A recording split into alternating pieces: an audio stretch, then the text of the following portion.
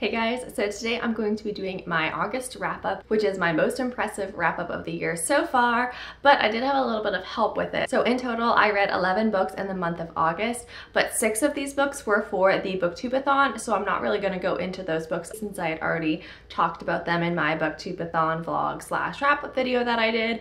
So I'll just be talking about the other 5 books that ended up finishing this month, and also in the month of August, 2 of those 11 books were audiobooks. So I actually didn't feel like I was reading all too much because after the Booktube-a-thon, I just was taking a break from reading. I couldn't find what I was really in the mood for reading, so I felt like I wasn't reading a lot, so it's kind of shocking. Anyway, you just want to know about the books, so let's get into them. I'm going to say the ones that I finished in the Booktube-a-thon and then go in a little more detail onto the ones I finished after that was finished. So first, in the month of August, I read How to Find Love in a Bookshop, which I already gushed about in that Booktube-a-thon vlog and wrap up.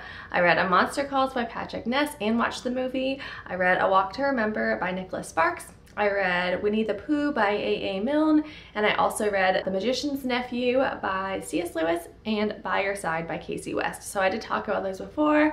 I'm not going to talk anymore about those. So going into the books I read outside of the Booktube-a-thon, the first of the month was The Chase by Elle Kennedy. So this is kind of a part of her off-campus series, which I've read the first 3 books of, like The Deal, The Score, and I honestly forget. They all have like similar titles, you know. This one had literally just come out and I was seeing ads for it and there was a deal. I think it was only like $2.99 on the Kindle.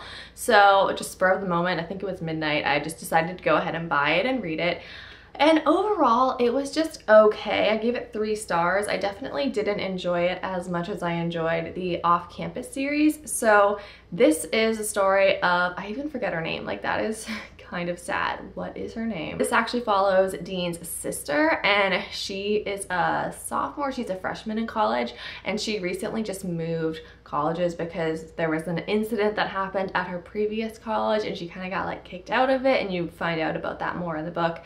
And so her romance relationship with her new roommate, Fitz, who they have a very like hatey, can't stand each other kind of thing going on, and they're always mad at each other. Anyway, I thought it was just okay. I didn't really like Fitz at all, and I think that's a big reason why I wasn't a huge fan of this book. And obviously, I mean, it's gonna be predictable, but I don't know, I didn't really care for their couple. I didn't really care for it all too much. It just wasn't like my favorite romance novel ever.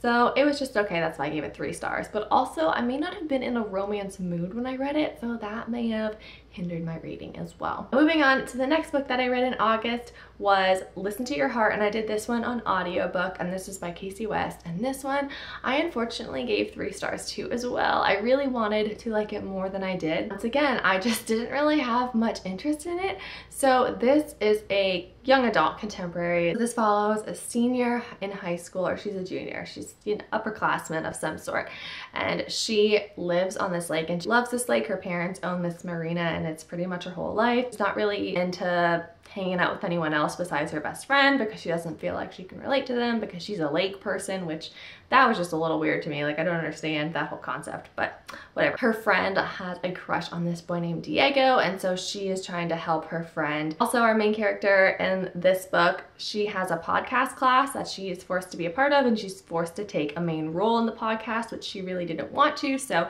she's kind of growing up and growing out of her shell and all that stuff while dealing with her best friend's crush, and things get dramatic, and it was just okay. Like, it wasn't a book that I felt like, oh, I can't wait to see what happens, I can't wait to pick it up again. I really was just okay with it. Not bad, but not the best. Next, I read Mistborn by Brandon Sanderson, and I give this one 5 stars. I think I'm more give it like a 4.5 out of 5 stars, but I'm just rounding up for the sake of how good it was. So this is an adult fantasy novel that follows mostly our character of Vin. It's a high fantasy, so it's an entirely different world and this magic system that draws from metals. There are special people, and we don't really know how they come to be or why they have this ability, but they can use this special metal and they can do magical things with it. I'm really bad at explaining this, but Brandon Sanderson definitely explains it better than I did. And this is like a heist kind of fantasy novel following the Ska, which are these lower class citizens in this world. They're treated as slaves. They're not seen as real humans. They're more seen as animals. And so it's about like an uprising to rise above out of this station and kind of change the whole world.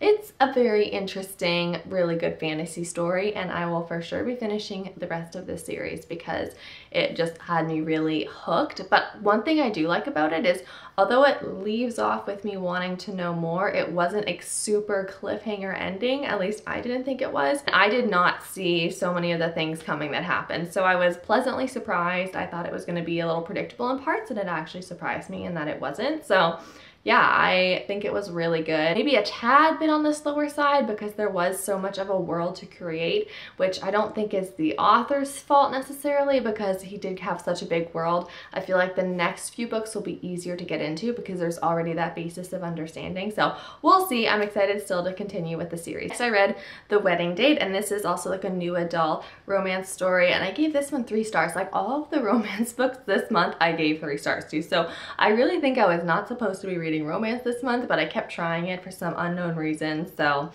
oh well, it happened. This was just another okay story. It has a beginning with a guy and a girl who have never met before, and they get stuck in an elevator, and the guy's in town for a wedding and he doesn't have a date. He spontaneously asks this girl he gets stuck in an elevator with to be his date to the wedding, and stuff goes from there. It's like a friends with benefits kind of situation, relationship.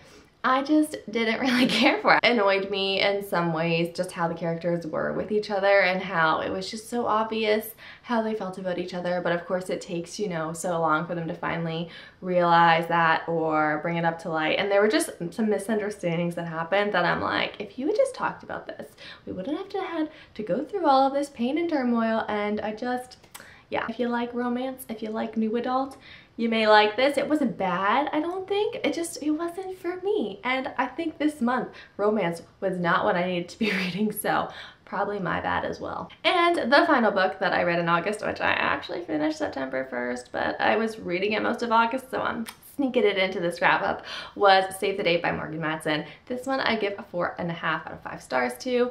I don't know if it's my favorite Morgan Matson book, but I still really enjoyed it. It was all good. Like her contemporaries are good because they're not just about a love story. They're not like The Wedding Date. Like the whole point of that book is like a romance, like that's it. But I feel like with Morgan Matson contemporaries, there's always another element to it that really pulls you in because it has a real and a deeper meaning to it. And this one dealt with a family. So this one actually was very light on the romance. There was just something a little bit sprinkled in here and there, but it was by no means the central point, even though with a title like Save the Date, you would think that's all it would be about, but it actually wasn't. So this is about the youngest sister in this very large, very happy family, and it's her older sister's wedding. She's really kind of helping as everything starts falling apart, and she's helping to piece things back together, and she has such a strong love for her family that she's kind of blind to all their flaws, and all she wants in the world really is for her family to be together. She just loves the family time that they get to have together, and she's going off to college and she's the youngest, so all of her older siblings are all moved out and spread out across the country, so it's a really big deal to her that her family is together, and she kind of lets everything else fly out the window when her family's in town because all she wants is for them to be together. And that's kind of the basis for her character development starting, and then you just kind of see how that shifts and changes as the story progresses, which thank goodness it did, because Charlie could get on my nerves at some points because she was just so ignorant to some things. She had this avoidant type personality in a way that she just refused to see some things that were right in front of her face just because she didn't want to deal with the fact that there could be change involved, which this only really makes sense, I guess, if you've read the book. But I did get a little annoyed with Charlie's character, but overall I still really enjoyed this whole book. Like even though she annoyed me, I still enjoyed the story of this wedding weekend and all this family drama that's going on in the background. I actually got super duper mad at some point about the mother. Like if you've read this book, I'm not going to spoil anything, obviously. It bothered me what happened in that situation. If you know what I'm talking about, I'm being so vague. I just need to stop now and not give anything away. But honestly, even after finishing the book, I still have some like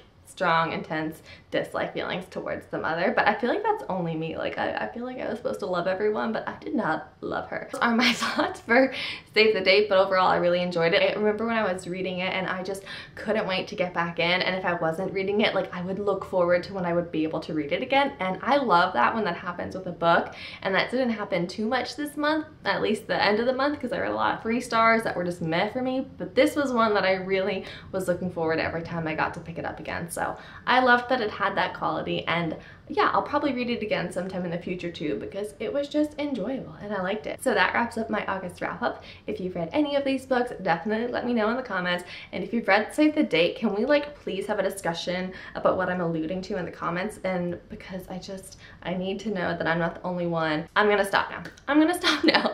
Anyway, thank you for watching and happy reading.